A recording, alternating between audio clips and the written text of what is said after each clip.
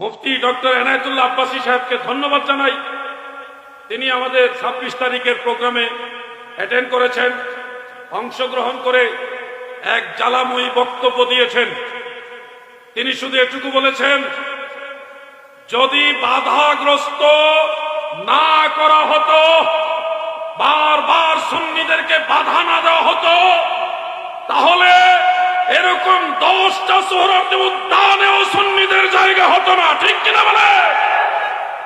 বাস্তবে যখন বাধা দেওয়া হয় তখন আমাদের সুন্নিদের 4 ভাগের 3 ভাগ লোক ঢাকামুখী হয় না। নারায়ণগঞ্জ থেকে প্রায় 300 বাস যাওয়ার কথা, সবগুলি ক্যান্সেল করা হয়েছে।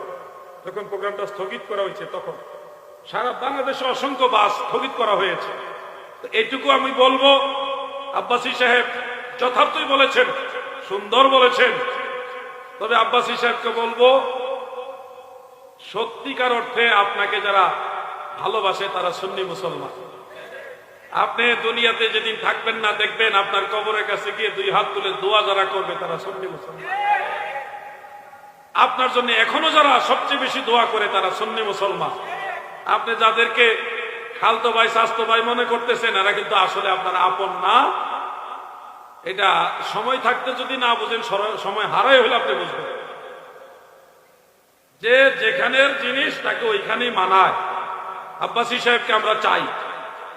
আমাদের মধ্যে আমলি কোনো বিষয় নিয়ে মতদ্বন্দ্ব থাকতে পারে, এটা আমরা ভাই ভাই আলোচনা করে সমাধান করব। কিন্তু সব সুন্নি আকাবির আলেম উলামা, সুন্নি নবী প্রেমিকরা যদি একসাথে হয়ে যায়, কোন বাতিলের ক্ষমতা নাই সুন্নিয়তের বিরুদ্ধে আঙ্গুল তোলার। কথা ঠিক কিনা?